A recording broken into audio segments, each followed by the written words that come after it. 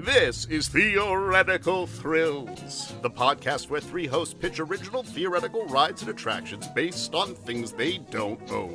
A special guest judge awards bronze, silver, or gold based on three separate categories: most creative, most practical, and guest's favorite.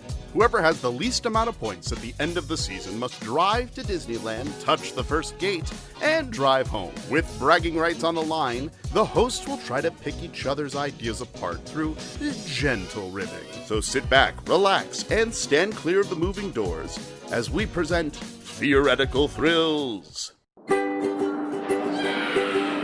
Theoretical Thrills, the theory of the thrill. Oh boy! In 3, 2, fun! Ladies and gentlemen, welcome to Theoretical Thrills. I'm your host, Oliver. I'm Brad. And I'm Spencer. And that is our special guest, Mary. Mary, how you doing? I am great. You guys look terrific, and I'm very excited to be here. Thank you for having me. Of course, thank you for being here. You're here this week for Halloween is the theme. And currently, I gotta say, just guessing without us telling you, what do you think we're dressed as? Oh, are you all in costumes? I thought one. Oh, yeah. No, to be clear. Yeah, we are.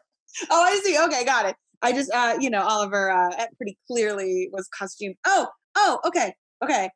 Well, okay, Spencer is Charlie Brown. Yeah. But who are you? You guys are just fun to me. Just be general. I feel wear this over my specific. If it's like a specific thing, Brad, like maybe some kind of like colonial pirate. I don't know. I'm so sorry. Pirate's good. No, I like colonial pirate. I think that's a much better description. Like tri-cornered hat. Yeah, no, it's that or Captain Crunch. Oh, can I change my answer? And then Oliver, wait, you're holding something now. Yes. Okay. Oh my God, it's a whole theme. It's a pun. It's a pun. Oh, I was just gonna say like a cha-cha dancer, but you're in like a close cha-cha salsa. Oh, that's time. The answer is lawn flamenco. Anywho, you're here for Halloween, and this is going to be a fun, dumb episode, which means that we're going to get right into it. What is your relationship with Halloween and theme parks? Okay, well, I, like so many, I'm sure, love Halloween. It's such a wonderful holiday, but I specifically really love horror, and I worked in horror for years making monsters and some of the most graphic things you can imagine, so scary. So I just think it's such a fun holiday. It's like all the best parts of like partying and seeing friends, but not like family commitments or spending money on people necessarily. So I just think it's just such a fun time of year. And I love it so much. And then with theme parks, I worked in one for a while. I worked at Universal Studios Hollywood, and I was a VIP guide. So I spent a lot of time with people, taking them through the park and explaining things. And it's always, theme parks have been a big part of my life. I grew up going to Disney World all the time from Washington, D.C. It was like the only reason I got on a plane up until I was like 18. So love theme parks, and very excited to talk about both those things with you guys.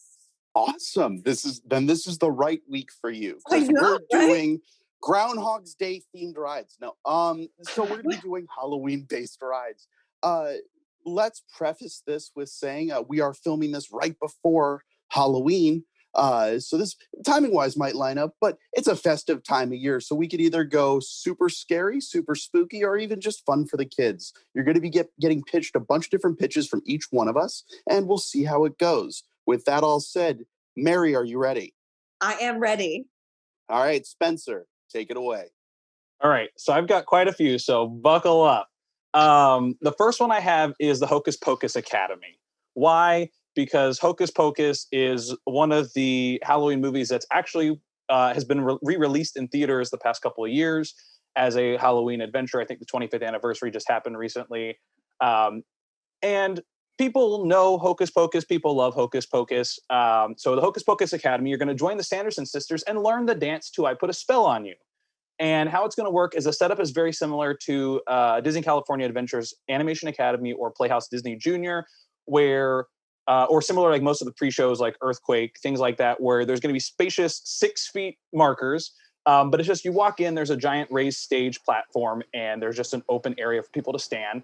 And you kind of stand there. The Sanderson sisters are on the top on a small elevated stage where they take you through how to do the dance as clips from the movie plays as they're teaching it. And then you learn the dance and you do it with the Sanderson sisters, and it's about a 20-minute interactive show. That's really all it is. It's just learning the dance. Long dance. That's a long dance. You have to learn it and then do it. So it's a 20-minute show. So here's my thing. First off, I'm pretty sure Hocus Pocus is already a part of Disney's Halloween. It is. Okay, cool. However, so you're can already you learn the dance? Can you learn the dance at that? Secondly, I may not be able to learn the dance at your theme park, but I'm pretty sure I've learned that exact dance on a cruise ship. So, because they always do those classes, like, come on down, come learn how to do the Austin Powers dance, come learn how to do the Hocus Pocus dance, and then we'll perform it for your friends and family. Refer to this as the Austin Powers dance and not just its own thing. Okay, just making sure. On that note, I want to point out that if you've seen it before on a cruise ship, or you may have seen a portion of Hocus Pocus on a parade or at Disney, then clearly it's a very popular attraction. And I feel like that's something that it's simple. It doesn't cost a lot to put up. You have 3 actors giving a show a few times a day, and that's really all it takes. You can just re-theme a space that's already included. So that's my first one, Hocus Pocus Academy. That's right, ladies and gentlemen. You're listening to the podcast where we take IPs that are already in use and make in an already created way thing to make something. I think that's Hollywood. We redo IP all the time. Wait, can I talk about it now, or do I wait? Yes, absolutely. You can talk about it. Okay, I don't know if I'm like taking notes all the time. I feel like Spencer must have been spying on me, because on Sunday night we set up a projector in my backyard and watched, you guessed it, Hocus Pocus. So just clearly showing that this movie launches Halloween for most people. Everyone likes it. We talked about doing a scary movie, and we're like, nope, we don't want to be scared right now. That's happening enough. Let's do like the best, most fun, like wholesome movie. And it's streaming free on Disney Plus. So didn't even have to pay for it, which was a miracle. Wait, I'm sorry. Did you just describe Hocus Pocus as wholesome, where they're trying to eat children? Compared to some of the other suggestions, like we had like Nightmare on Elm Street. Don't they kill the girl at the beginning? Scream was up for grabs, and I was like, we're not watching that. But the guy with his mouth sewn shut. Okay, that was bad. But then when he like takes it off, like sideways, it was directed by Kenny Ortega also, who did like High School Musical, and like it had that wholesome energy. And in the warnings that Disney Plus has to give you of like what this thing contains, all it said was contains tobacco products. It didn't talk about like any violence, or they say virgin like so many times it's like a running joke. They're like, "Are you really a virgin? You're really a virgin?" And I was like, I mean that if you're a little kid, you might turn to your parent and be like, "Hey, they keep calling him that. What is that?" It might be something to warn. But I completely agree with you that Hocus Pocus is like absolutely beloved. I think it's one of those IP that I think you can keep doing. I paid to go to the freeform like photo setup. What is it, like a pop-up they did last year? Yeah. And me and my sister went. We like took a photo with the black flame candle and the book, and like opened the doors of the Sanderson house. Like I paid money to do this, guys. So like, yep. I even though it's already in the park, I really like it. I think people would do it. I would do it. Then save that fan favorite vote, or even practical, because it's currently being done. Yeah. Okay. Great. So that's my first attraction. My second attraction, I kind of had like 3 ideas, and now I'm just combining them into one before I get to my other attractions. So I had a hard time really debating whether or not I want to do this because of the time we're in now with, COVID and social distancing and masks and all of this. Because one of my favorite TV specials is The Haunted Mask, the Goosebumps Haunted Mask. Also, Halloween 3 Season of the Witch is one of my favorite like go-to Halloween movies, both of which are heavily involved in masks. Yeah. And so I wasn't sure I wanted to do this, but I'm just going to kind of group this all together. So this is a Haunted Mask Halloween 3 museum of sorts. It's an option of photo ops. Long title. Well, I don't know what it's actually called. It's just a thing with Haunted Mask and Halloween 3. So good thing you're not pitching it. Oh, great, right, exactly. So there's masks that you can see and take pictures with, like the actual mask or replicas, depending on what we can do, of the Silver Shamrock novelties, the Skeleton Jack-o'-lantern Witch, as well as the Haunted Mask. And it also includes an idle hands exhibit. So there's like the idle hand is like moving around with like projections. and you can ask questions and you can actually talk with the idle hands. But what I also love about this is because I was like, people probably want to try on these masks, but it's kind of gross to have this many people going into one mask. So I have this idea of having a QR code where the masks are, and you can scan the code to your phone and then scan it in a station where there's like an AR projection of the mask, and you can actually take a picture of yourself with the AR mask of the haunted mask or the Silver Shamrocks. And then I also was like, what about the kids? There's got to be something. Now, real quick, Spencer, I'm just going to interrupt you for 1 second here. Mary, one of the key features to this whole judging thing is whatever you're pitched from the source person is what you're judging on. Anything we do to fix an idea or change it or make it a thing, those don't count. You're judging on the initial pitch. Just keep that in mind. So why would you do that now? I'm just kidding. Okay, keep going. I'm going to say that now. I'm going to say that now because if you're going to use a QR code, why are you going through all this for AR when you could just make it a Snapchat filter or something? You have a smartphone. You're doing it to do the QR code. Why am I walking over to another booth? It's creative. Then you print out another document. Yeah, no, I'm not versed in social media that well, so I don't know. I didn't realize it. I mean, there's like a QR code and then there's a barcode that you scan. I didn't realize there was much of a difference to the two other than the look of them. Anyway, so I said, what about for the kids? So of course, my absolute favorite TV special is It's the Great Pumpkin, Charlie Brown. Is this your third ride? No, this is still in the same. It's like this is still this weird acid museum trip of haunted house. Yeah. So it's the kid-friendly. I literally did a kid-friendly version of the Masked Exhibit meets Main Street Cinema. So what this is where you get the little short plays. It's short. It's like 25 minutes. So it's technically a short, but it's a special. So it plays on a loop like Steamboat Willie or any of the other Main Street Cinema classics with the screens. And inside there's little activities for kids. There's the Great Pumpkin, thing where you can put your head in and take the pictures of you as the different characters. You can also family-friendly trick-or-treating for kids. I wrote that you can knock on these doors and they make sounds and like out dispenses candy, or there might be humans behind the doors that open them up and give you candy. So it's like a fun, or like, at the dispenser, it's like no one's home, and there's like a bowl that comes out or whatever. So this is like the kid version of this. So it's like two buildings, but there's the adult version and then the kids version. So this is just all the Halloween IPs that I really love and couldn't figure out what to do with them. So I just put them all into one. That's what it sounds like. I mean, I went to a pop-up exhibit last year that was like a bunch of, I forget what it's called. I literally think it was like, I Love Scary Movies, I think was the name of it. It was good. It also didn't have a title. Yeah, like it was also like nebulous, but it had like some of the most memorable ones. Like what if I forget? No, The Shining, Beetlejuice. Like these were things that were so iconic. So I don't know if you can pick your favorites. I think you have to pick, but like, that's so fun. You found them all in one place in your brain, right? No, these are definitely Spencer's favorites. He's not thinking of vast appeal. He's not aiming for niche markets. There's no algorithm.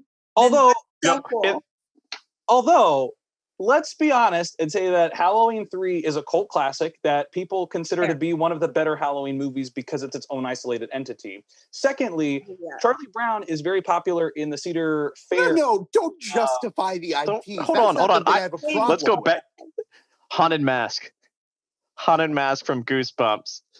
It's a good one. The one episode from a 90s television show. And it's like family with like Charlie Brown, but then like graphic horror. Like okay. So we have Spencer's sorting process. nebulous Halloween extravaganza. It's like a Halloween goodie bag of fun, is what it is. Love Spencer. So, yeah, exactly. By my favorite ideas. So now my next attraction is based on the Halloween movie Trick or Treat, specifically the Sam segment, because that's the most specific to Halloween. Real quick, before I forget, I hate to interrupt. Are you going to have a gift shop at the end of your museum called Spencer's Gifts? No, I'm not. All right, back to your presentation. Back to your presentation. For many reasons. It'd be more of like, I think it'd be more of like a Hot Topic than a Spencer. That's not the point. So, but there's also like, you can get goodie bags on the way out. So going back to the Trick or Treat, it's an interactive haunted trail, skirting both indoors and outdoors. There's many opportunities to get treats along the way where you're walking through this maze, indoor haunted house or outdoor maze interaction. You get treats, but then there's also opportunities to get tricked.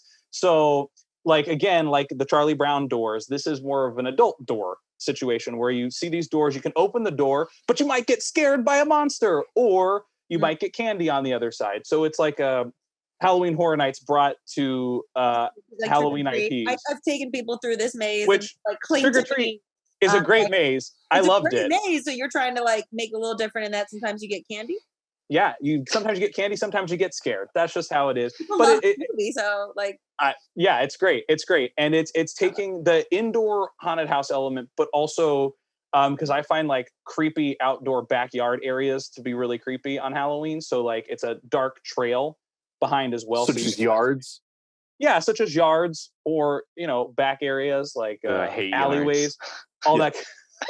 I mean, I'm just saying this because I went on a haunted house maze outdoor once, and I was going through I was like, oh, this isn't that scary or whatever. And a person with a chainsaw jumped out of a tree from up in the air and landed on the ground. He didn't work there, bud. And he did.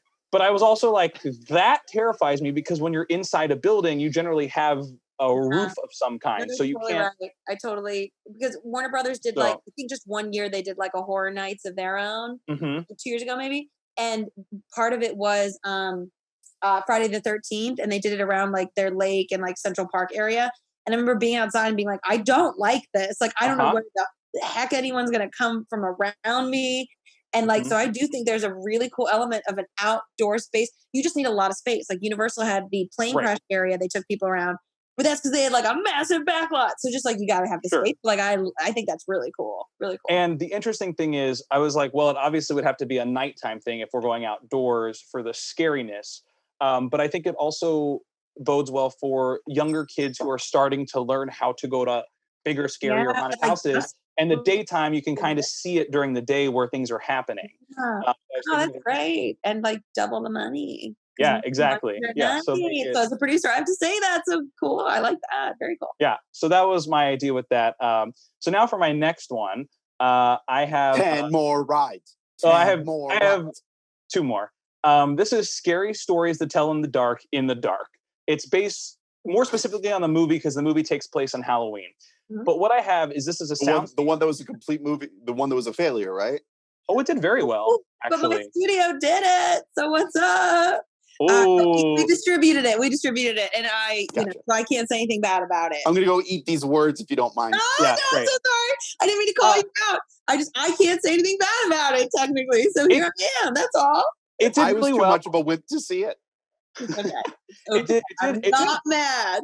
So tell me about Scary Stories to Tell in the Dark. I mean, it was a very small budget relatively in general, and it made back its money, I'm pretty sure. But also it was fun. It was nostalgic. There were stories that I wish were told in it, but of course it's, there's only so many stories. I'm not involved in it. Don't worry. I'm not. I just saying that I enjoyed it. There were certain stories that I was like, "Where's this?" What's your ride, bud? Scary Stories to Tell in the Dark. No, I want to hear him continue to bash Scary Stories. No, I didn't bash before it at he even all. pitches his ride. Yeah, it's a good movie. It's just it made back its money, but it didn't spend a lot. So I mean, that's good, right? Anyway, sorry. Back to your pretty. I enjoyed the movie for what it was, and I was hoping there would be more sequels with other stories in the future. Anyway. Because High Beams is my favorite, and I can see why it wasn't included in the movie. But High Beams is my favorite. Anyways, Scary Stories to Tell in the Dark. It's Sounds Dangerous style, immersive in the dark show where guests get glow sticks upon entrance, and they kind of sit wherever you want. There's chairs, there's a floor. Obviously, everything is roped off, so once everyone's in place, I thought about the liability of all this. You're having a dark place with ropes. Danger. No.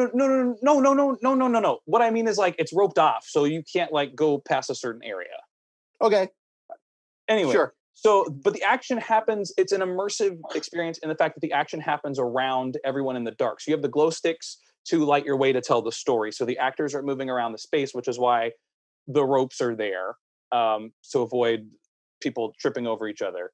But the actors are floating around the space, and the audience has glow sticks that are lighting the way. And there are scary stories told both from the Scary Stories franchise as well as just general folklore. Is it in the 20 dark. minutes? It's about a 20-minute show. But Sounds Dangerous is all in the dark. So this is taking that concept, but it's incorporating live actors and glow sticks. Yeah. That's There's like a lot of cool elements of it. It reminds me of or something that I really like called Delusion. It was an interactive haunted house here in LA. And there were some parts of it where you went inside like completely dark spaces, but like they weren't the whole time, because even in it you're like, this is dangerous liability. Like it's a cool idea, but I just wonder like how do people not get hurt? Like it's with the ropes. I got carried away in a coffin in a Delusion house. Really? Oh my God. I got like separated from the group. I love it, but now it's like 100. That's amazing. I've been in Delusion for years.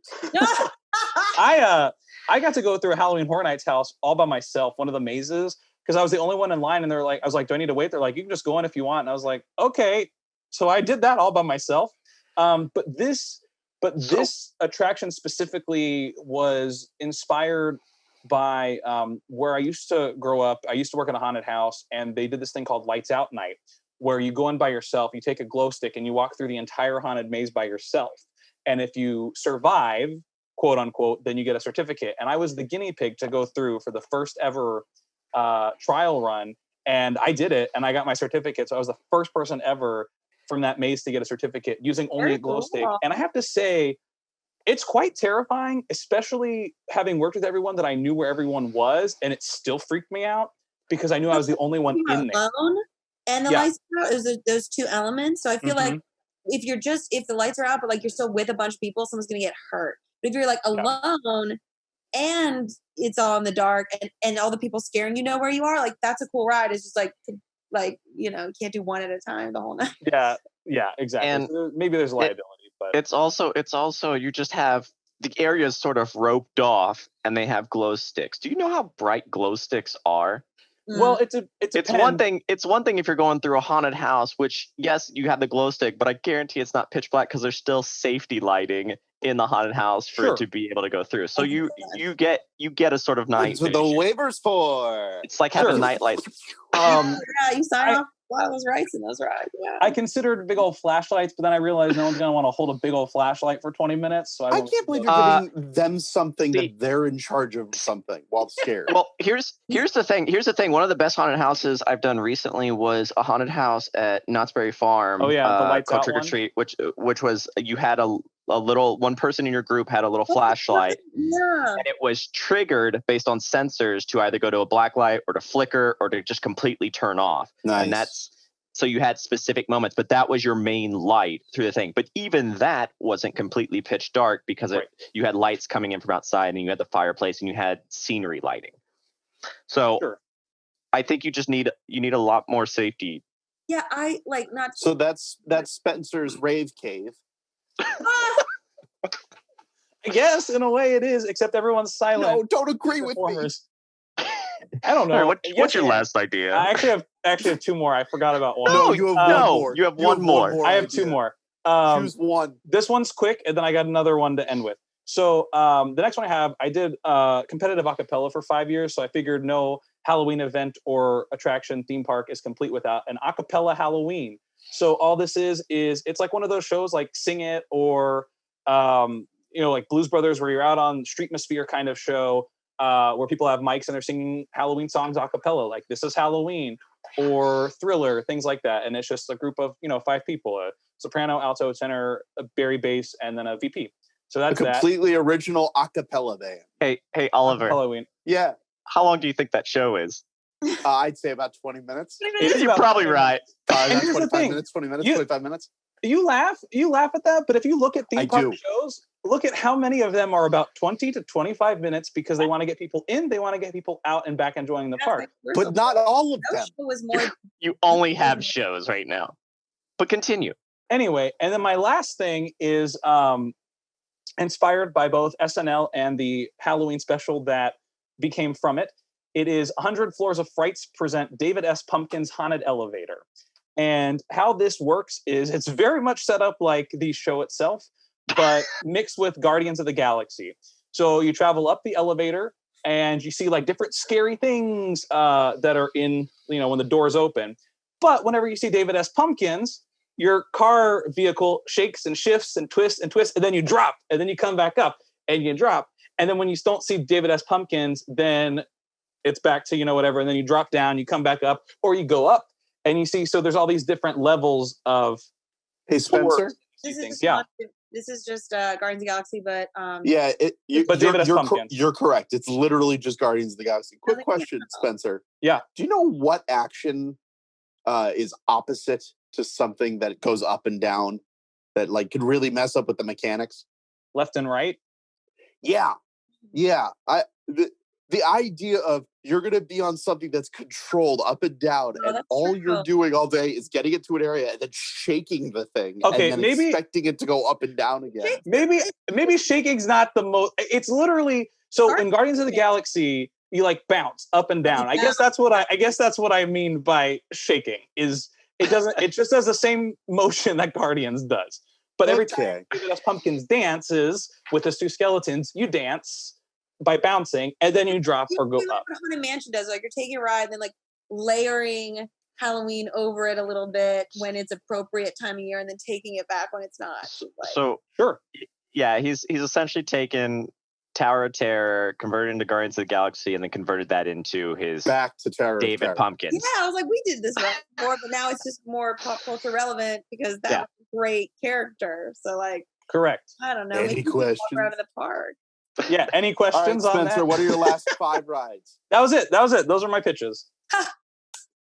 Great. Mary, you just heard a bunch of them. Do you have any questions for Spencer? No, I think, did we cover it when we were doing it? Oh, no, we covered it all. Okay. We just want to make sure we don't miss any. No, do I have any questions? No, I honestly think Spencer did his research on me because some of these are like so weirdly personal. Like I did competitive acapella that I'm like, this is weird. So I feel a little biased. I'm just going to be upfront, but Spencer, really like your enthusiasm for Halloween, chef's kiss. I love it. Thank you for sharing your rides with me. I appreciate the feedback. So those are Spencer's rides. We're going to move on to Brad's. Brad, what 45 rides did you bring? I did not come up with 45 rides. I actually chose 3 main attractions here. And the nice thing is, no PowerPoint. So it's going to be nice and short and simple. It's going to be, you're going to use your imaginations for this per usual. But I'm really proud of this. I think I'm really proud. I think it brings something for the Halloween element. So, ladies and gentlemen, let's enter into Halloween Town. Now, my land is going to be called Halloween Town. It's going to start off as you're entering. The way it's going to be bordered to parks is going to be similar to Diagon Alley, the way Diagon Alley is hidden in Universal Studios by the English buildings, the London buildings. But for me, what this is going to be is it's going to be Halloween Town from the Disney film Halloween Town. Every week you go before me and you take my idea. Well, I just put a question mark in the doc. Halloween. So it's not. So you have Halloween Town, and so there's going to be like some little shops and stuff like that, and you're going to see Halloween Town. However, there's going to be a pathway into the woods, and all the trees are going to be decorated to be sort of fall and stuff like that. But this pathway is going to zig and zag a little bit so that you have a reveal. What's going to happen is that pathway, the trees are going to slowly start to turn into Tim Burton-esque Nightmares Before Christmas Halloween Town. And so this is the main attraction of the Halloween Town. This is the main location. This is the Diagon Alley. The Halloween Town up front is just the sort of like makes it all look nice for everybody walking by. This is to get them to the tree, the open. Yes. So that leads them into the actual Halloween Town. Now, Halloween Town from Nightmare Before Christmas, the reason I chose it is because they have all these doors that lead to the different holidays and the different, like, into the world and stuff like that. So I thought, what great excuse to be able to have expansions into all these different Halloween properties as they come and go. I can sort of have them attached to this Halloween Town. And that's my description, like my explanation for why you're able to go to that. Which, so in this area, this is my first attraction sort of area. It's going to be walk around characters. Of course, you got to see Jack Skellington. I want to have him sort of tall. He's going to be in the style of sort of the Transformers at Universal or stuff like Really? that. So like, Okay. not big and stuff, but like his actual proportions. I want to have the higher. You want Yeah, so it's gonna- the 10-foot exaggerated size. yes, and so I feel like with stills and stuff like, so we'll have that. We'll have a lovely little like candy shop. I feel inspired, sort of like the Harry Potter candy shop, Honeydukes, where it's the sort of weirder candies and stuff like that. Yeah, I like want to have weird shapes. I want to have weird like bug candies and stuff like that. Yes, Spencer. So you mentioned there's gonna be all these little shops like the candy store and all these things. Are they gonna be little shops of horrors? No, because that doesn't Do I take have to place on mute you? Halloween. That does not take place on Halloween. But we love a good musical. But okay, keep going. We do love a good musical, but not when it's out of context. Oh, okay, got it. I got So that's my first attraction. That's my area that leads you into. Now, one of the rides that you'll be able to go on is personally one of my favorite Halloween-based movies and Don't you rides.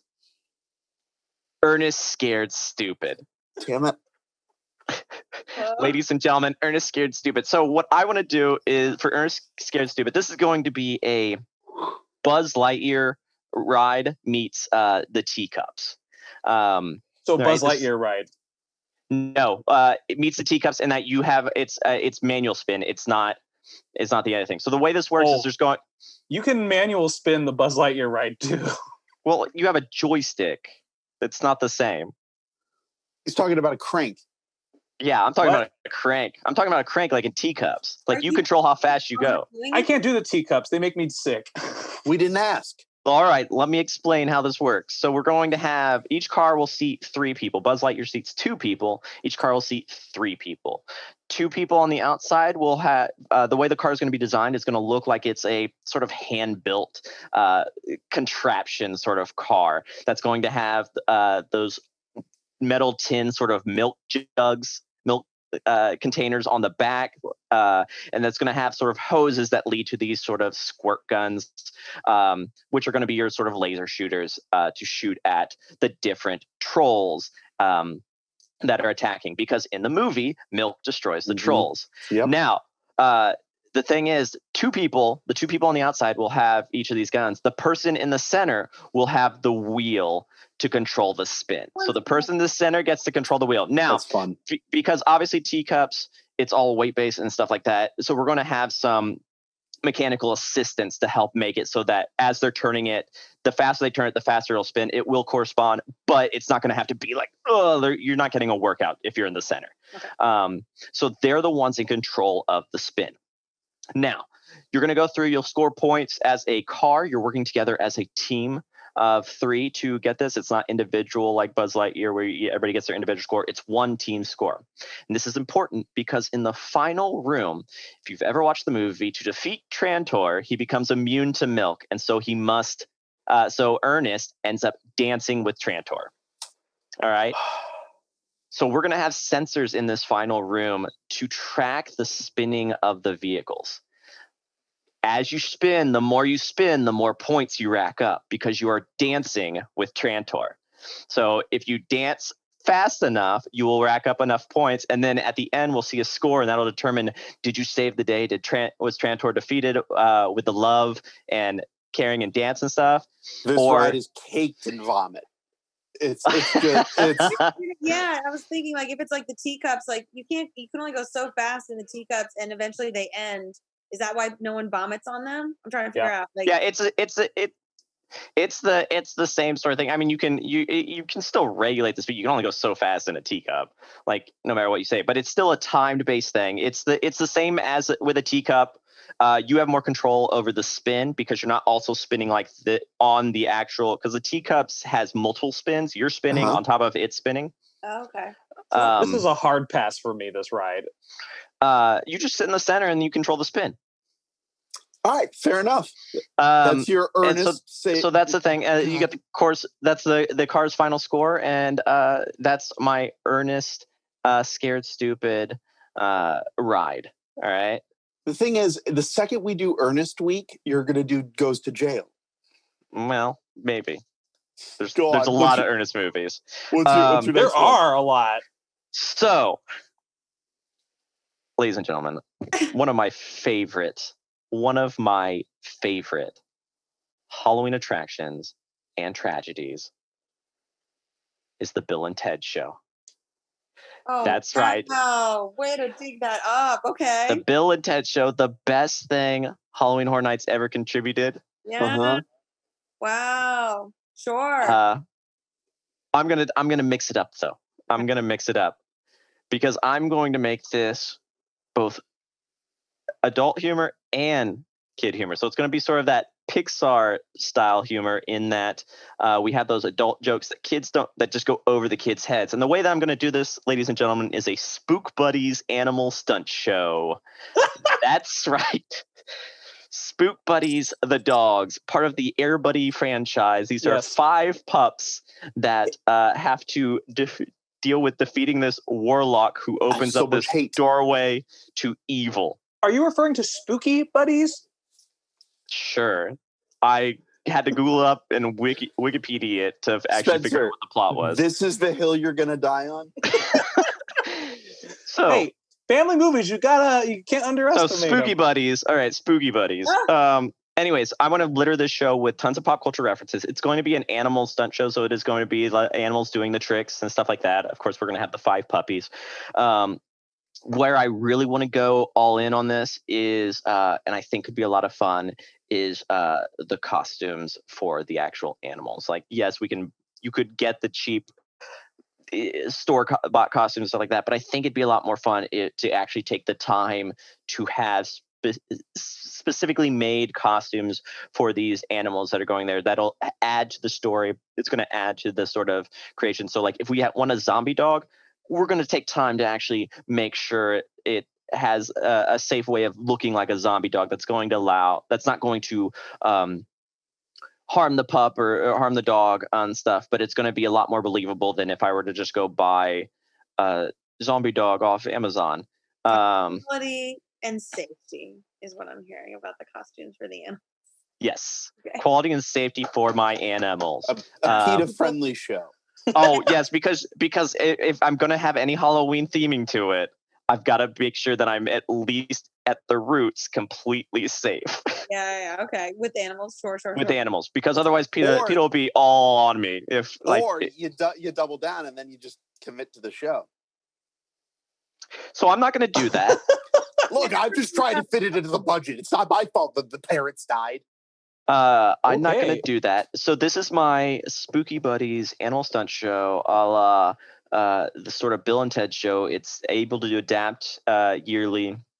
It's has a pop culture reference thrown on. There's always this loose idea of, as the Spooky Buddies movie, where there's this warlock trying to open this doorway to hell or evil or wherever. I read the wiki. I didn't actually watch the movie. That lines up. Yeah. Tell. But it's an evil portal. They want to open up an evil portal. It's a warlock wants to open an evil portal by sacrificing the 5 dogs. Like a hell mouth. Which actually, I read the wiki. They want to sacrifice these 5 dogs. This is not as kid-friendly of a movie as you think it is. It's not as fun as you think it is. It's like Cats, except more than one animal goes to heaven. It was not all dogs, dummy. No, I know. I said it was cats. No, cats. Like cats, the heaviside layer. The one cat, I didn't see the movie because everyone told me don't see it. It'll haunt my nightmares. But one of them dies and goes to cat heaven. That's what. I mean, that's the musical Cats. That's the plot of Cats. I apologize. Anyways, those are my pitches. Notice they were nice, to the point, very descriptive. No safety hazards. You are not tripping over ropes. I did not give you a museum of fantasies. I gave you 3 so competitive on great this. attractions. You just gave a whole Halloween Town world full of little shops, and yet I can't have a tiny little museum. Mary, we're very competitive about this because the loser at the end of this season has to drive via their own money from their own pocket on gas, drive to Disneyland's front gate, touch the gate, and drive home. That's what's at stake here? That's what's at stake, and bragging rights. So, okay. Yeah, that for sure. Okay, now I know it was serious business. Right. Yes. I Okay, mean, we're that coming was great, from man. the LA area. That's great. I like how you kept saying ladies and gentlemen. It made me feel very like we're here. Very present. I thought it was great, man. Like some of those things, spooky buddies. I think you Wikipedia that pretty clear, but that was a dope idea, man. That's such a great like because But it's also like I like it. Yeah. Huh? If I hadn't said that I Wikipedia'd it, I think we all knew. Yeah. Yeah. It's sort No, of. well, Spencer's the only one that would have known because he's actually watched the movie. I have I've not seen the movie. seen I've it. seen the movie. I don't know the reference, but I've sat in pitches where someone's pitching me something that I know they don't believe in, or maybe have seen, because that is, in Hollywood, we're rebooting so much IP that like people do pitch right now on IP that they don't really know or could like. And if you're rebooting an IP, at least me personally, and I think most fans, you better really like it and know it. So that is why I'm calling it on that. But your first, well, look, I like the Animal Stunt Show. I just needed an IP to tie it all together. Yeah, maybe like Cemetery, although they die, but they come back. They look spooky. I would have thought, because you have a kid, Brad, that maybe you might have actually seen it, but I realize he's probably not old enough to sit through Spooky Buddies yet. 2. Like he's just turning 2. But he filed his W-9s, right? We're watching Puppy Dog Pals, my friend. And Daniel Tiger, right? Puppy Dog Pals. All right. So you've gotten Spencer's pitches, you gotten Brad's pitches.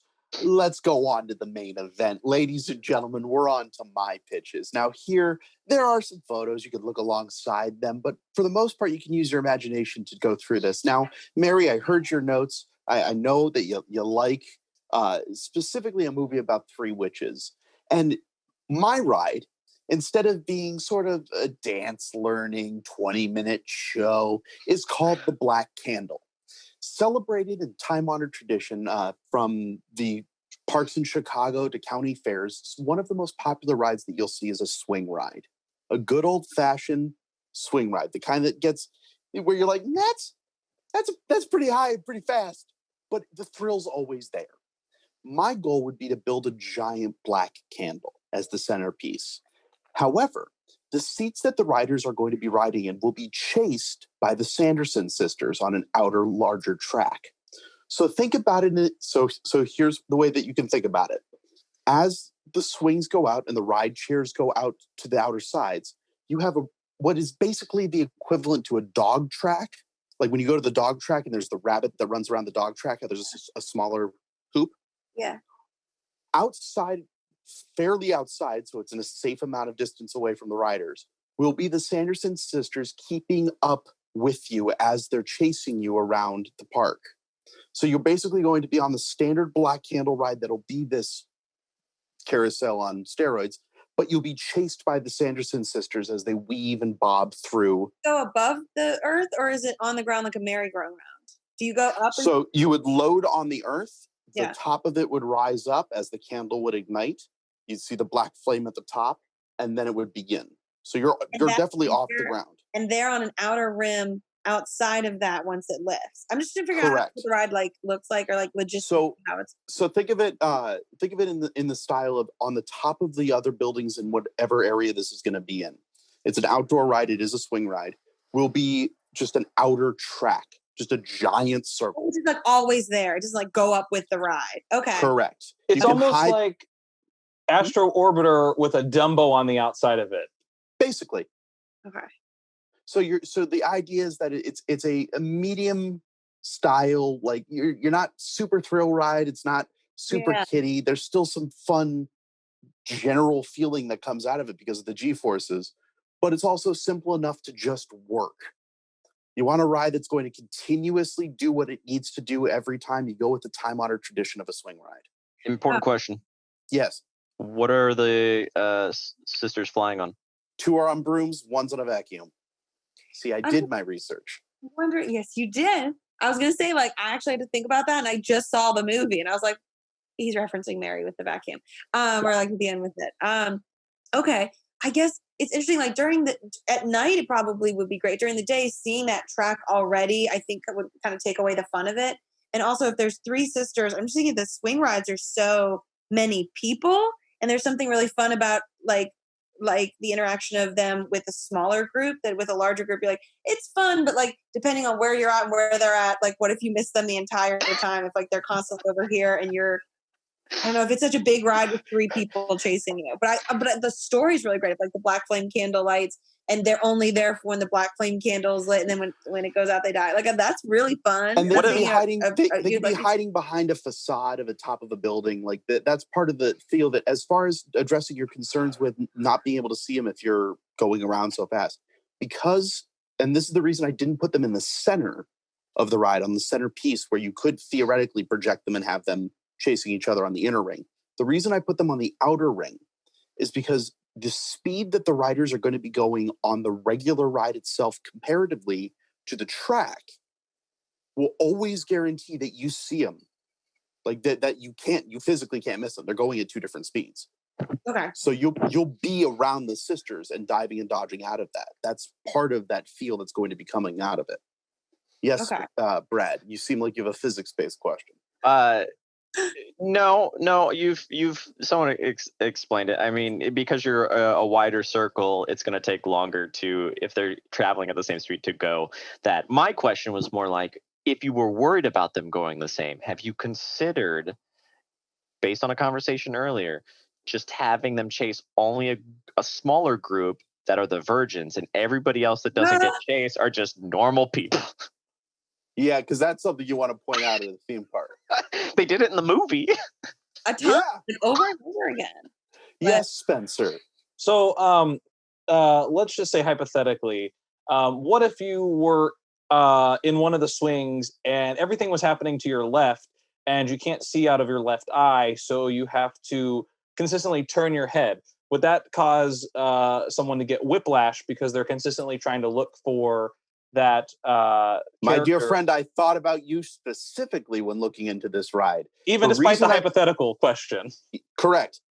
The reason they're on the outer track again instead of the inner track, because the inner track you're going to be looking in and facing against the centrifugal force. If you're looking on the outside, you're also going to get dizzy. The idea that you would be spotting like you would for a ballerina, where she's halfway through the turn, she brings her neck around to find the singular spot again. The reason for them being at a different speed is because if the ride is going straight forward, the swing it's actually swinging forward, you will see them straight ahead of you at several points. No matter what happens, you're not going to be looking behind you. The force of this actual swing is going to be making you look forward. You won't miss out on the action. Yes, it's a dampened effect for that person, but at the same time, there's only so much I could do. It's a swing. Good They're answer. going to be going faster than you are. They're going to be going slower than you are. Because that way they can't Okay, catch up to you. No, because you catch up to them and then pass them. Yeah, that's what I was about to say. Yes, we're putting real actors on it, and we're slinging them around the south side. No. Oh, you're putting real actors on this? No, I am not. Until No. like 5 minutes ago, I thought you were too. So I. Oh, but that would be really fun. You Talking about like all these like interactive people haunted. I think I just had in my head these are real people, like characters in the park. Okay. Just Well, stuck on this ride going in circles. Interactive.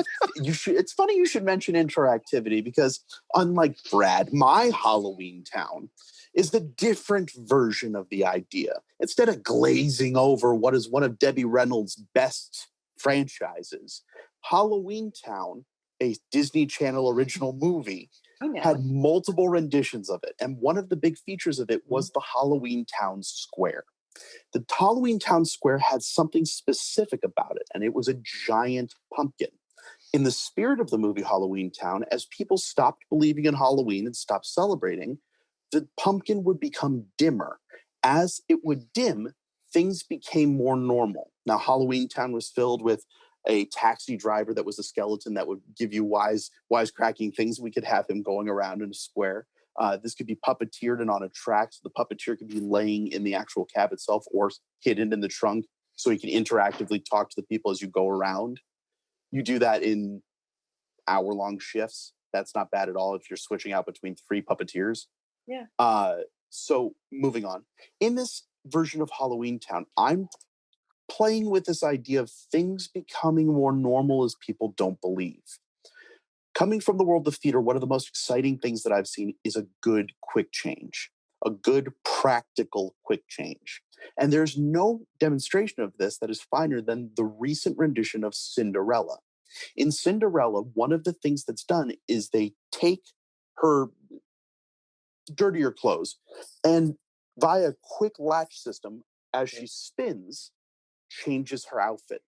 One of the things that I want to incorporate into this Halloween town with the actors among the area is as people stop believing, as people stop celebrating Halloween, they become more normal. So the things that are eccentric about them switch back to normal. And as they go back into like people celebrating and talking to them and realizing what they are, they switch back to the fantasy style. The more actors that are regulated to the actual system will cause the pumpkin to glow. So if there are a lot of normal people, the light will be dim. If all the actors are into Halloween mode, the light will become brighter. This Halloween town will become a ball of light at night as smaller pumpkins begin to illuminate and talk to you as you walk by. This is my version of a little Halloween town square. I Yes. I like to think so. So the thing about theme parks is they have sometimes they have large crowds, sometimes they have smaller crowds, Yes. and your entire system of if they're going to be in their Halloween getup is if people are celebrating Halloween.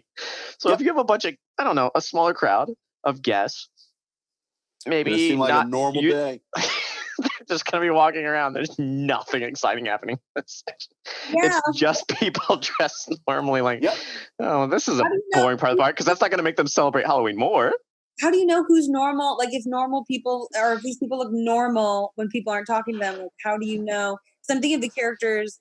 Like Brad and I know a guy, Brian, who was like a construction worker in the park at Universal, but like he was clearly labeled as it. If he was like, if he was just walking around like a regular person, like they'd really have to call attention to themselves and be like, "Well, miss, what are you looking at over here?" And you'd be like, "Oh, And that is you work in the specifically park." the fun part about Halloween Town, because that is an actual interaction that is in the movie. This idea of what's so odd about this area.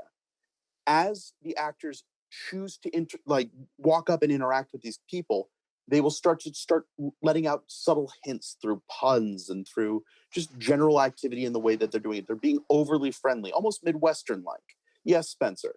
So my question is about the quick change mechanism of sorts. Yes.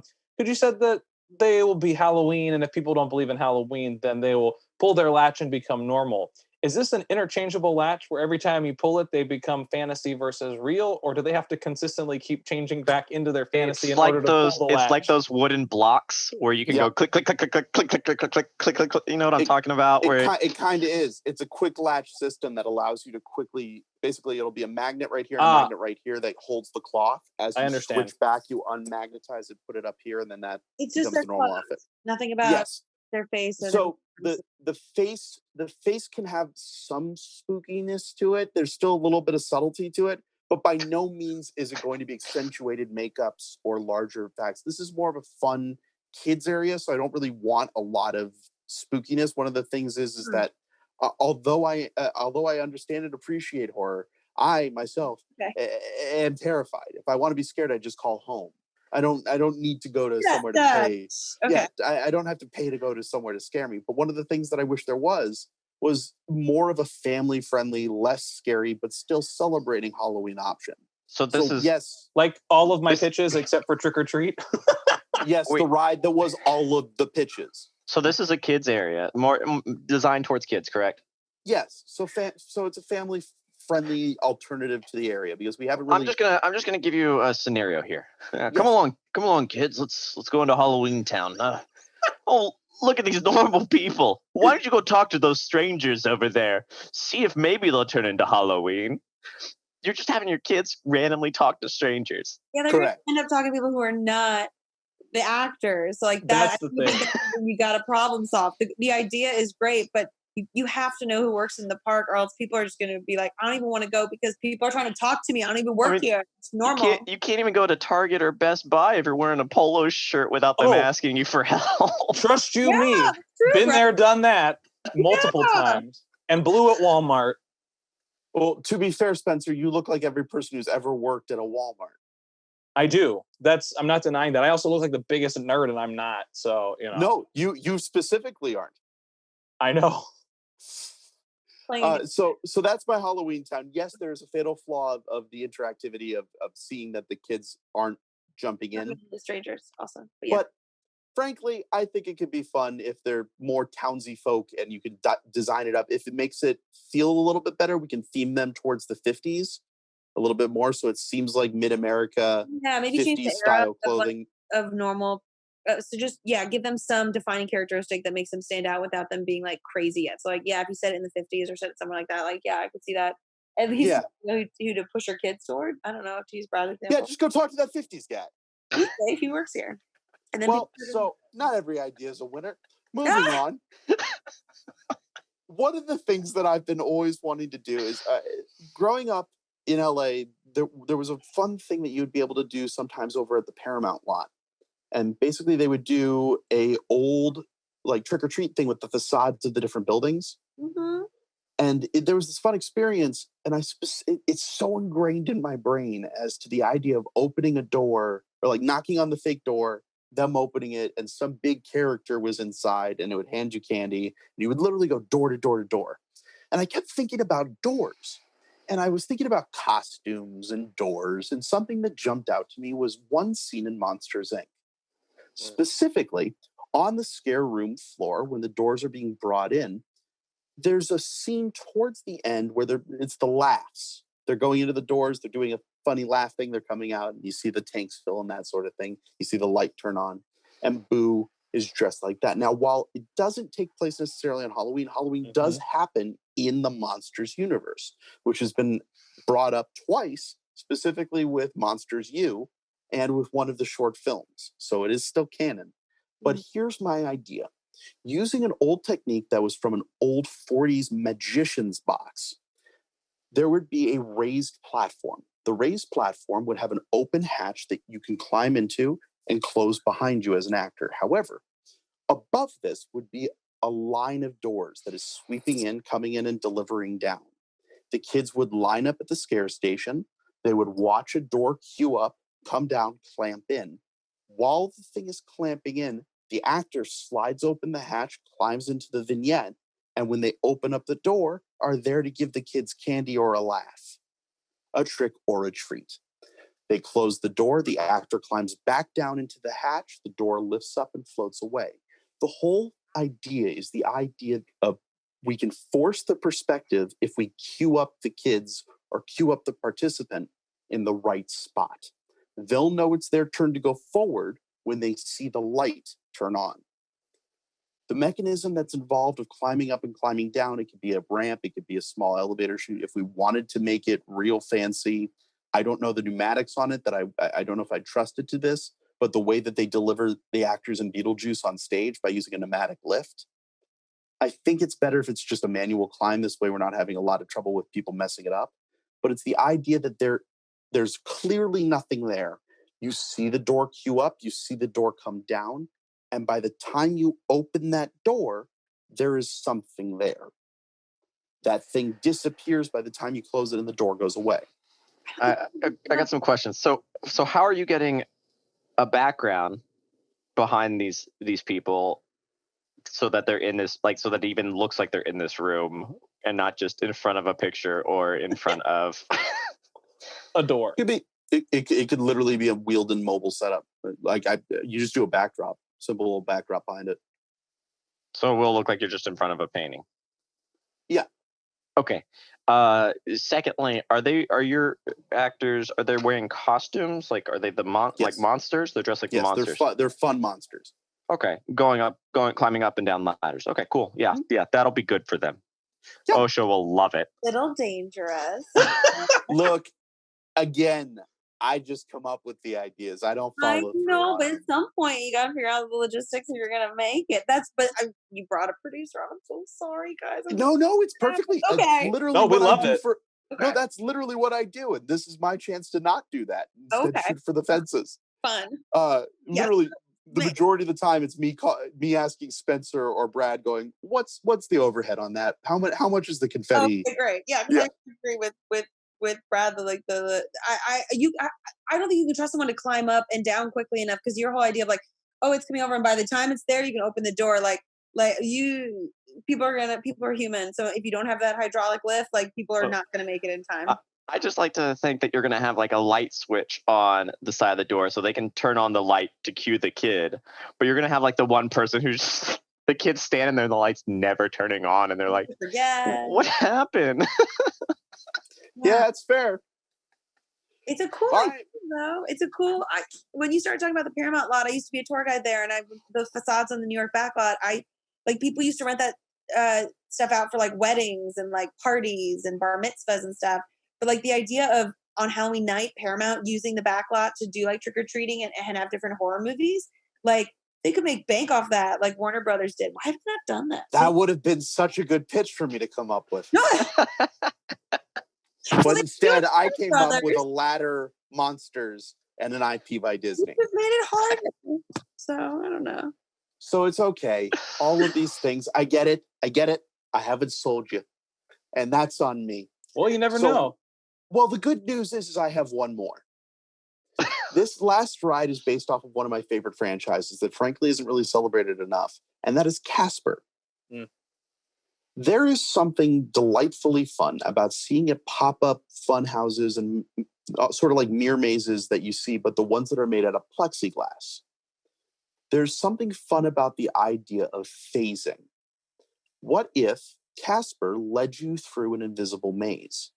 Now, when I say invisible maze, it is plexiglass. It is meant to confuse you. However, via AR projection, thin sheet AR projection or shiftless projection, we could end up having Casper guide you through this maze, while Casper's family or the uncles specifically try to make it so you don't succeed. They're going to keep pointing you to dead ends, laughing at you if you get it wrong. But Casper will lead you through this maze. The whole goal is to make the invisible maze look like the old Casper and Wendy house. So you'll be walking through this house that will have plexiglass dividers, that will have Casper appear and keep guiding you through. Now, I know what you're thinking. How can we isolate the sound, and how can we isolate each person with each Casper? That's not what I'm thinking. I didn't ask. I said I knew already. So here's what we're going to do. The same system that you would be using as a fast pass or to use the wand at the different stalls in Harry Potter Land, we are able to track the motion of each participant as they go through the maze, only cueing when the view or the position that the person's in is blocked out by the other projections. So you'll only see Casper when someone else isn't seeing him. So there will only be one Casper that is seen. So you're able to see it continuously phasing through these walls. It's fine. It's a ghost. It can guide multiple people, but it'll come back to you to help you get through these little corners and turns. So it's not with you all the time. He's not with you all the time. He goes away sometimes. Okay. Yes. That's where you let the uncles try to dissuade you and make you go down the wrong direction, which is a way that you can control crowd flow inside the maze. If you need to cue Casper to empty out an area that seems to have a lot of people in it, you have that ability to control population flow. So the uncles will make you go down the wrong direction and confuse you. Yes. So why would you pay attention to the uncles? Why wouldn't you just ignore them and just, okay, I'm just going to go do this and wait for Casper to show up? When was the last time you watched Casper? 20 years ago. I don't know. Those uncles specifically go out of their way to not let you miss them. That's sort of their whole shtick. They jump into coffee cups. They make things move. They try to scare the people that come in. You don't have that. You have a plexiglass maze that you're walking through, and there's going to be an image of the ghost pointing, go this way, and you'll be like, nah, I'm all right. There's a physical set around it. I would think they should walk through the house, because when I'm thinking of like if a house is built and then they're like plexiglass, like confining people into it. I don't know. I feel like when you look at plexiglass, like you can see through it. I just wonder if you need the plexiglass. Like if you just make a really dope house for people to walk through and Casper's guiding them, but sometimes he goes away and the uncle's trying to mess with you. Yeah, I don't think. Yeah, that would be a much simpler and more feasible way to do it.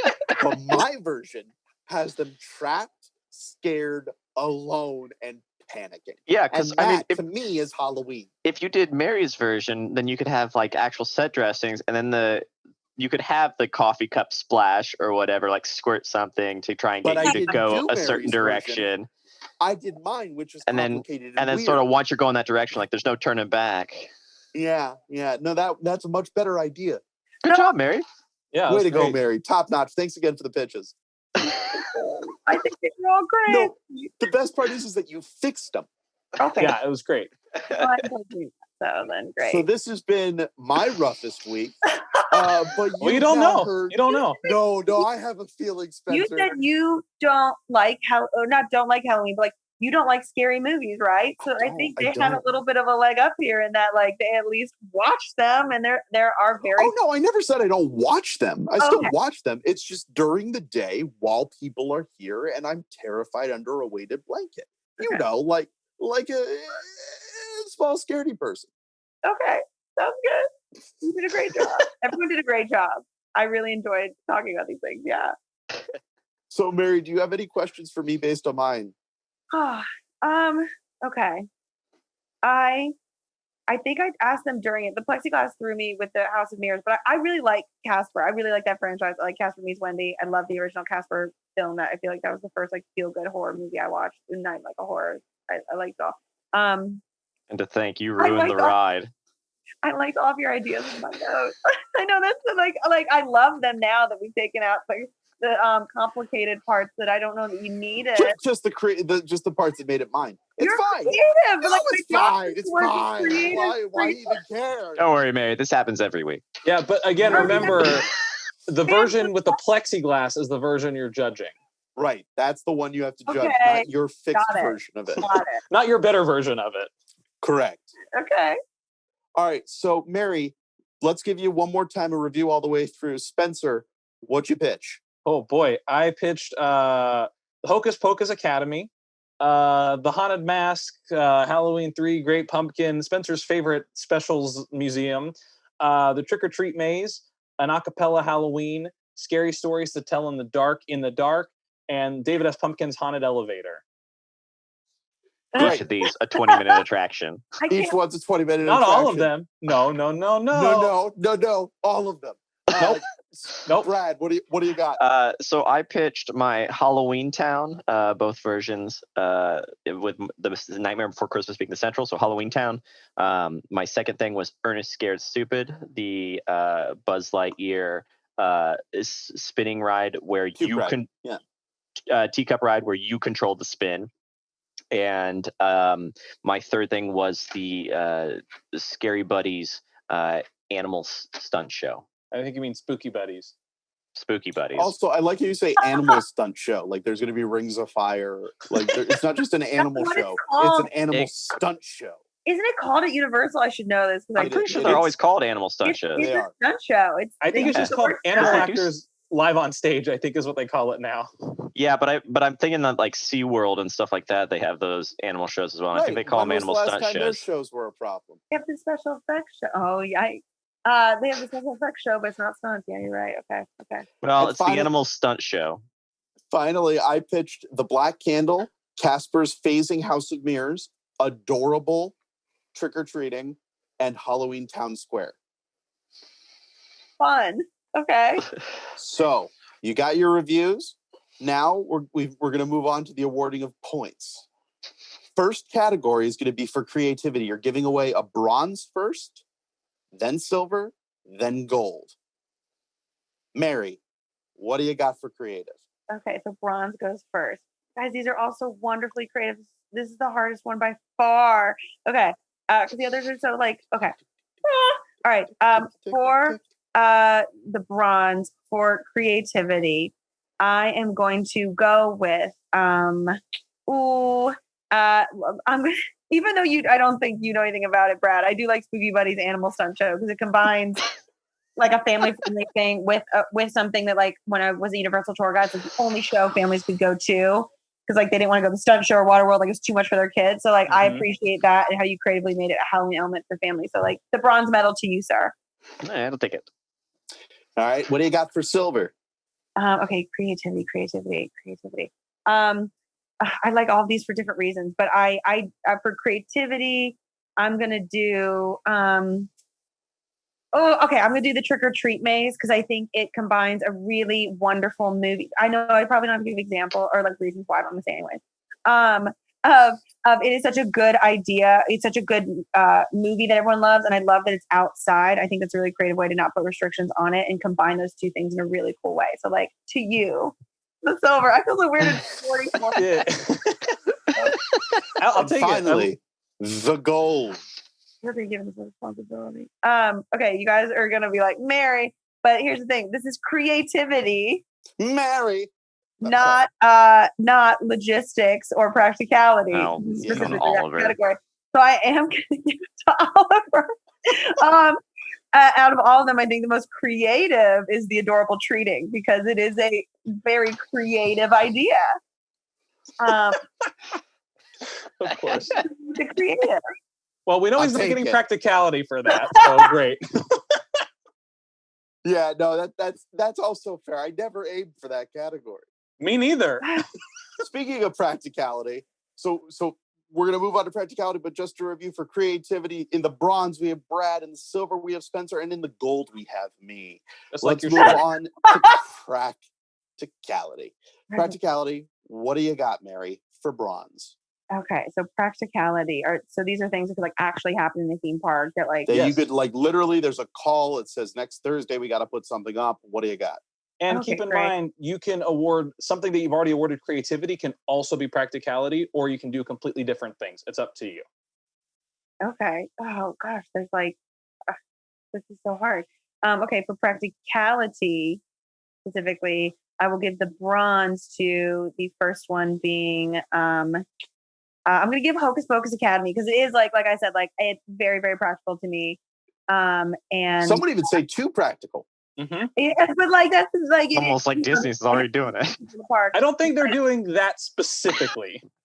I think it's that's my practicality bronze. Because I think it's good, but it's a quick what like 20 minutes you said? Mhm. No, Yeah. Yeah, just about 20 minutes, 25 minutes, 20 minutes. 15, 20. so a bronze for that. But overall, like not on the dark. But okay. So for the follow up for practicality, this is tough because I can't do. Okay, got it. I am gonna give also the the silver. I'm gonna give to Halloween Town Diagon Alley Tree Nightmare because I do think that it could exist in a park like very easily. And I actually love Brad the like it's a family aspect into the scary part. Like I appreciate that for the younger kids who again like especially a park like Universal like it was all like thrill. Yeah, like friendly 50s folk wouldn't be at all. Well, It's the fine. 50s I'm not was- bitter. Change. Well, you Don't never talk know. to You these could strangers. get the gold for it. No one can't. Gold. You got the gold.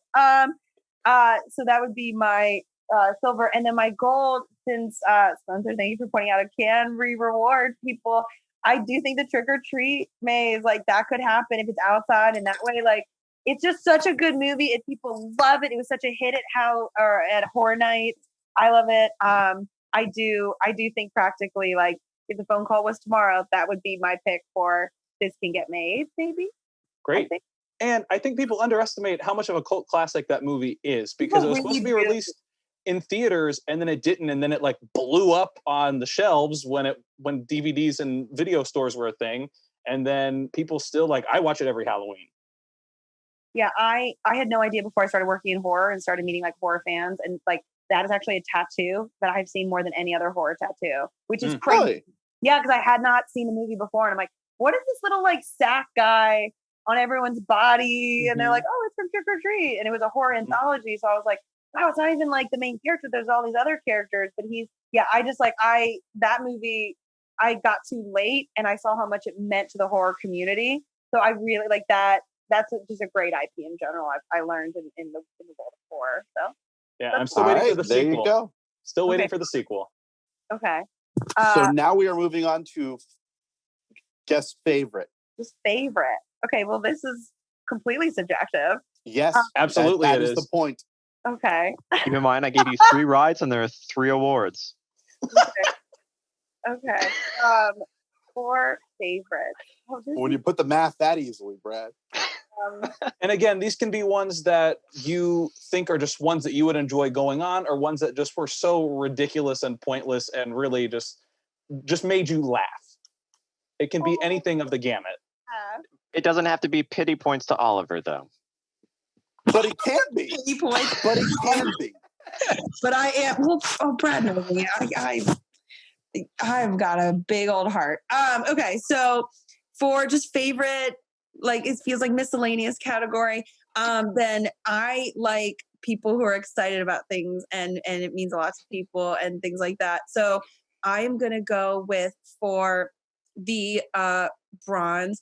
I'm going to give it to Brad for Ernest and Buster Party. I don't know the movie, but I clearly like you did a great job. Okay, I haven't seen every movie.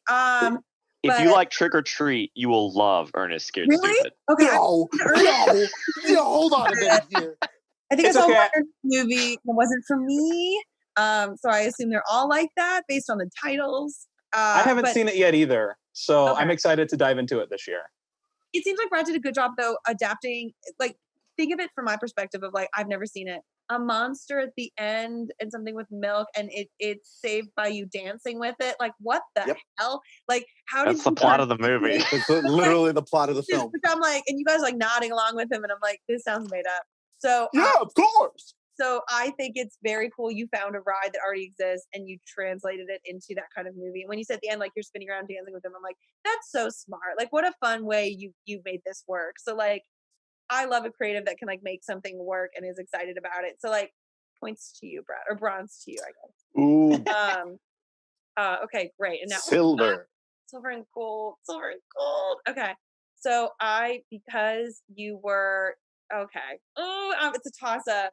But I'm gonna go with for the silver. I'm gonna give not a pity, but like to Oliver for Halloween Town Square because it just I'll really take talking it. about that, guys. I had a blast talking about it, and fundamentally, like there are good ideas in there, but we can't talk to strangers. But it was very fun to talk to Oliver so much about like Oliver. So that was so fun. This is so funny. Like I feel like I know you guys now, even though it's all on the internet. What a delightful pity point. Mwah. Oh, this moment, I can't have another bite. It wasn't even a bronze pity point. It was a silver pity point. Silver, my friend. I did it. Like if I gave you 2 gold, I don't know. I'm not even keeping track. Oh, but Spencer, I already gave you a gold. I am gonna say because Spencer, you made an exhibit that no one would go to but you, and I love that. I do. I'm not going to give the gold to Haunted Mask Museum Great Pumpkin. They gave you so much shit about it. What? I would love to see you walk through it like that. Like the joy on your face would make me so happy. And that's the kind of person I am. So like, sorry about it. Oh, no. Don't be sorry. You don't understand. Like if this was a whole park, I would just go to that museum and be like, I'm good.